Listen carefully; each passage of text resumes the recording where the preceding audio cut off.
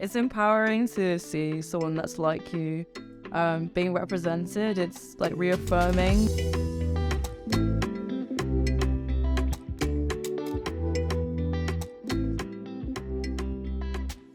At the Proud Trust, we're big on positive representation for our young people. Be who you can see, and we do that through our youth groups and our one-to-one and our mentor schemes. So I just kind of want to know why is positive representation important to you? I think it's the most important to me because if I can't see myself following a path because there's no representation, I then have the panic behind it. Whereas when you see people who look like you or who you can relate to, then it gives you that bit of guidance, and then it gives you that little oomph to want to go ahead and try that path, even if it doesn't work out in the future. I think it's important just because I think there's a lot of people now that don't kind of like see themselves reflected as much as they'd like to. But I think the way that we're going, like it's happening like a lot more across like different kind of sectors of like the arts or like whatever career you're in, I suppose.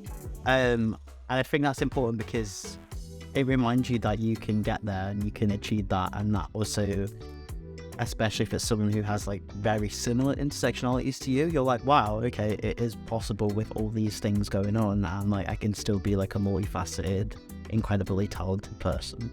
Yeah, I agree. Like it's empowering to see someone that's like you being represented. It's like reaffirming when, you're constantly kind of told that there isn't a space for you in certain spaces. Like when I was younger, I really wanted to go into acting, but I was told like basically people that look like me there isn't a place for us in the acting world. And it's just important to be able to, I think, relate as well, and like know that you're not alone in your queer experiences, whatever those experiences are. Absolutely.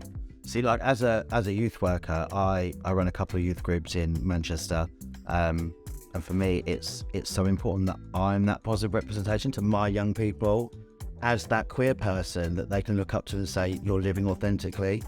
Do you think it's important for you as an individual to be a positive representation for your community? I basically see myself as being the person that I needed as a young child, having that representation, having people come up to me and say, I have a sibling, I have a relation, I have a partner who sees you and now has that encouragement to go forward and take this path. I didn't have that growing up. So I had Ede on TV, my one black representation of a disabled person. I didn't see anyone else unless they were absolutely the most minor role, or it was used in an entertaining way that wasn't the way that you'd want to see yourself. It's a big thing as well for me, I think, because like I come from like a working class background.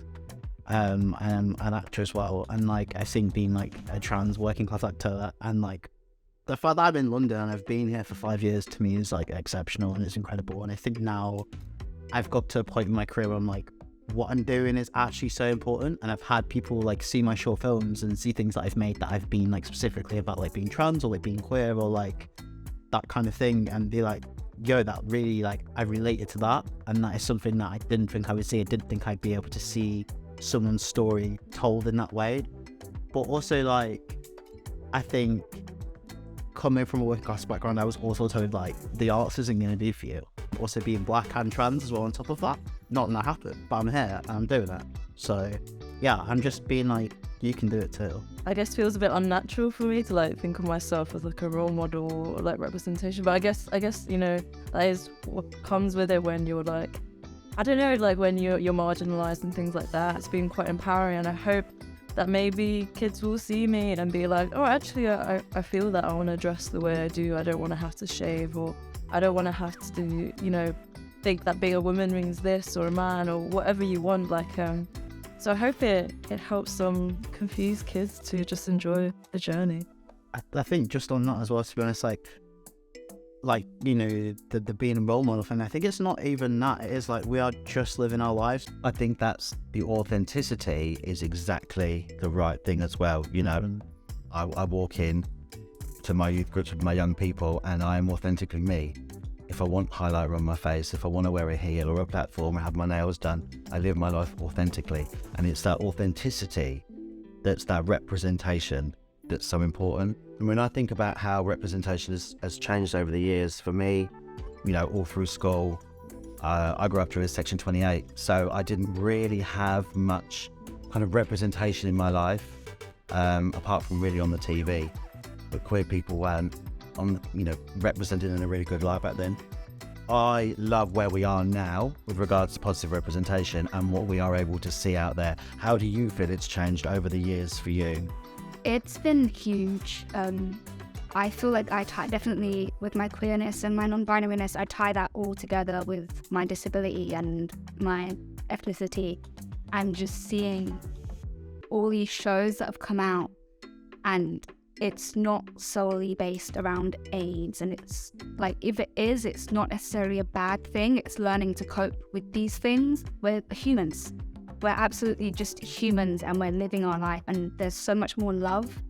Whereas when I was growing up, I was scared to figure out who I wanted to be or who I was, because all I could see on TV was just negativity. It used to be something that was more shocking, like the queer aspect. I had a conversation with my nan, and she said to me, she was like, "Oh, you didn't tell me that you didn't feel like yourself." And I was like, "Oh yeah, in terms of like testosterone and like top surgery." And she was like, "Do you feel more like yourself now?" And I went, "Yeah." She was like, "Okay, cool." And it's that now. It's less of like a thing. It's more of like a, cool, that's really great. I feel like there's been like such a momentum, like maybe in a couple of like past years. I think it's just like normalizing it, right? Like there's still like queer experiences or storylines within that, which I think is really nice. It's like parallel with everything and reflecting society as it should.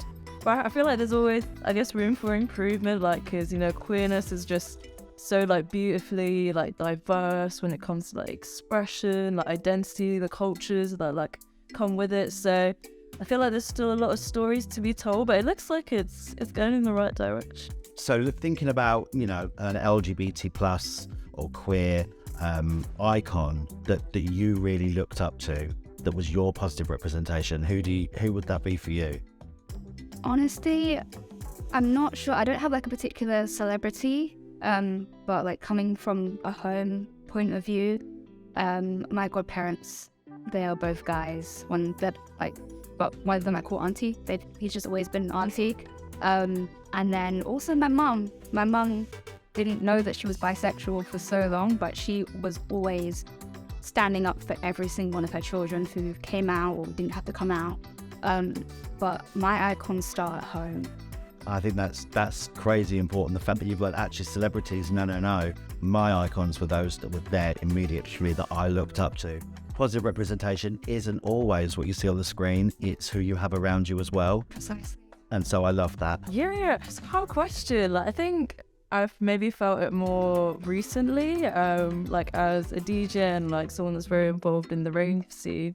There's someone called June Lam, who is the founder of Key, which is a party. I don't know. Honestly, he's amazing, but he's like the founder of a party called Key, which is for like East Asian, Southeast Asian, trans, non-binary, queer people to just like come, and like for activists or community organizers to come and just like connect and have a good time and just to like relax. He's just super cool, and I'm like, oh, I hope to be like him, like be able to like bring a community together.